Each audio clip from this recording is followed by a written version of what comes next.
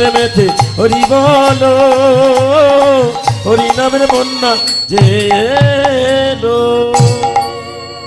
একদিন যায়, দুদিন যায়, 3 দিন যায়, এইভাবে টানা 1 সপ্তাহ 7 দিন যায়। ভক্ত বেণী মাধবের গৃহে হরিনাম সংকীর্তন চলে। সাধুগুরু ব্রাহ্মণ বৈষ্ণবের সেবায় ব্যস্ত হয়ে যায় সবাই। সাধুগুরু ব্রাহ্মণ বৈষ্ণব যখন সেবা করার পর তাদের পাতে যে এঁঠোটা পড়ে থাকে বাবা, মহাপ্রসাদ গো, ওই উচ্ছিষ্ট, ভক্ত বেণী মাধব ওগুলোকে একটা আলাদা পাত্রে রেখে দেয়। কারণ মহাপ্রসাদ ভক্ত বেণী মাধব ও তার স্ত্রী সেবা করবে বলে নিজেদের কাছে রেখে দেয়। এমন ভাবে অনুষ্ঠান চলতে চলতে চলতে চলতে 2 বস্তা সোনা শেষ। একদম। এইবারে ভক্ত বেণী মাধবের স্ত্রী শিলাবতী বলছে, হ্যাঁ গো, এই যে 2 বস্তার সোনা তুমি শেষ করে দিলে রাজার, সময় তো হয়ে এলো, সোনার কলসি তৈরি হলো না, সোনা শেষ হয়ে গেল, এইবারে কি হবে? বলে এইবারে তো আমি চলে যাব। বলল কোথায়? বলল বনে। তা হ্যাঁ গো, তুমি আমারে এরকম রাস্তায় বসিয়ে দিয়ে বনে চলে যাবে? বলে তোকে রাস্তায় বসিয়ে দিয়ে যাচ্ছি, কে বললো? তাহলে আমার কি হবে? বলে আমার কি হবে মানে আমি যখন তোকে বিয়ে করেছি। ও মায়েরা, একটা কথা বলি আমি, এই আপনারা যারা মানে আপনাদের স্বামীরা বিয়ের সময় সঠিক মন্ত্র উচ্চারণ করেছিল তো? যাদের স্বামীরা সঠিক মন্ত্র উচ্চারণ করেছিল তাদের স্বামীরা সঠিকভাবে সঠিক পথে উপার্জন করে সংসার ব্যয়ভার করছে। আর যাদের স্বামীরা সঠিকভাবে মন্ত্র উচ্চারণ করেনি মা, ও সমস্ত ছেলেরা দেখবেন মদ দাড়ি গেঁজা জুয়া করছে। আর ওই সমস্ত মেয়েরা ওই কি 100 দিনের কাজ না, ওই কাজকর্ম লোন নিয়ে তারা কোনো রকমের ব্যবসা করে সংসার চালাচ্ছে। তাহলে কথাটা হলো এটাই, বলছে তুমি যে চলে যাবে, বলছে আমি চলে যাব তো তোমার চিন্তা নাই, তোমার একটা ব্যবস্থা করে দিয়ে যাব। তুমি শুধু বলবে, কি বলবে? জানি না জানি না জানি না জানি না।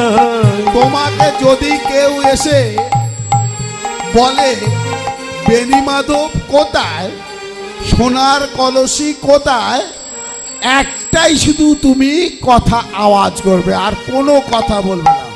বলে ওগো, জীবন থাকতে মিথ্যে কথা বলবো? বলে মিথ্যে কথা কিসের? আমি চলে যাব।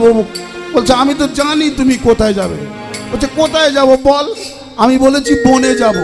আমি কি শাল বনে যাব না তমাল বনে যাব না আগ বনে যাব? তোকে কি বলে যাচ্ছি? তুই শুধু একটা কথা বলবি, জানি না জানি না জানি না জানি না জানি না জানি না গো, জানি না জানি না। আমিও বলা নারী, জানি না জানি না আমিও ভোলা নারী, জানি না জানি না। আমিও ভাবি নারী, জানি না জানি না আমিও ভাবে মরি, জানি না জানি না। তুমি শুধু ওই একটাই কথা বলবে, জানি না জানি না। এই কথা বউকে শেখাচ্ছে বাবা। আর ওদিক থেকে পিছন থেকে সৈন্য সামন্ত সহ মন্ত্রী হাজির হয়ে গেছে। হরি বল হরি বল। আজকে মন্ত্রী বাবা প্রথমেই বলে দিল হরি বল, কারণ জানে তো বেণী মাধবের ব্যায়ামটা কোথায় আছে। সামনে গেলে হরি বল না বলিয়ে ছাড়বে না, তার থেকে আগে ভাগে ওর দরজার বাইরেতেই বলে দেবো হরি বল হরি বল। বেণী মাধব বলে তোর সব গন্ডগোল, তোর সোনা শেষ, আমি এই চললুম। বলে এই দেখ, তোমাকে বোঝাতে বোঝাতে এই দেরি হয়ে গেল, এইবারে তাহলে আমি ধরা পড়েও যেতে পারি। বলে ওগো, তোমাকে তাহলে ধরে ফেললে তো গর্দন দেবো। বলে তোর মাথা খারাপ, ধরা যদি পড়তেই হয় তার হাতে ধরা পড়বো, মন্ত্রীর হাতে কেন ধরা পড়বো? তার হাতে বলতে ভগবানের হাতে ধরা পড়বো। ভক্তমণ্ডলী ও ভক্তিমতী মায়েরা, রাবণ ছিল লঙ্কাপতি, তার বোন ছিল শূর্পণখা। শূর্পণখার নাক কেটে দিয়েছিল লক্ষণ। তাই প্রতিশোধ নেওয়ার জন্য মাতা সীতাকে অপহরণ করার জন্য রাবণ তার মামার কাছে এসেছিল। এসে বলল যে মামা, তোমাকে সোনার হরিণ হয়ে বনবাসী রামের কুঠিরের সামনে ঘুরতে হবে।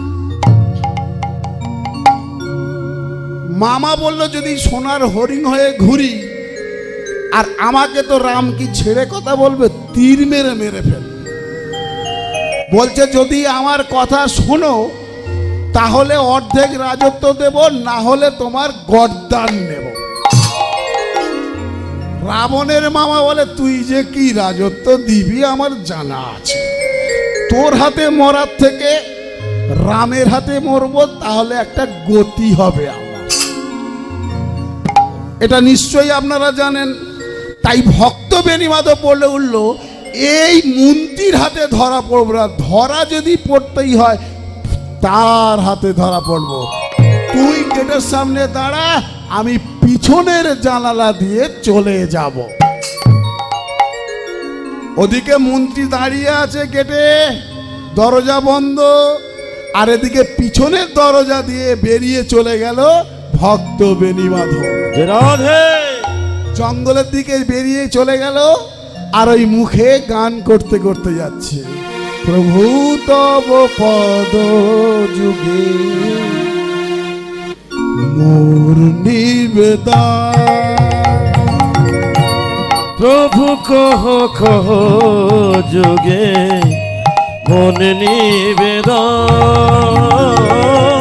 স্মরণে মরণে যারা তাকে স্মরণ করে, হা গোবিন্দ আমি তোমার হলাম বলে যারা দিনরাত কাঁদে, তাদের কি বিপদ হতে পারে গো? তাদের বিপদ হতে পারে না। প্রভু তব পদ যুগে মোর নিবেদন। ও গো প্রভু কহ কহ যোগে মন নিবেদন।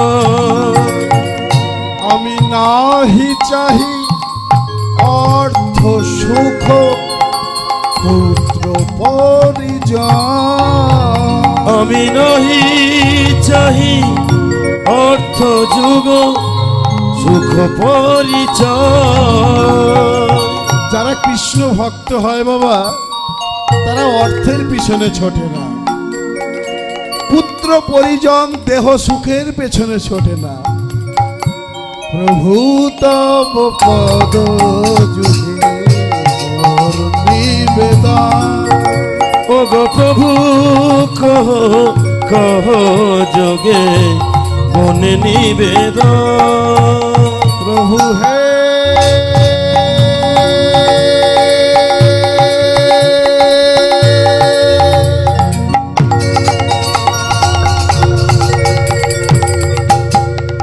প্রভু হে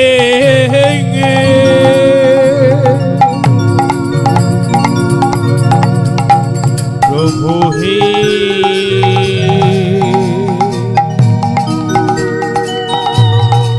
প্রভু হে প্রভু কহ কহ যোগে মন নিবেদন। প্রভু কহ কহ যোগে মন নিবেদন, মন নিবেদন, মন নিবেদন।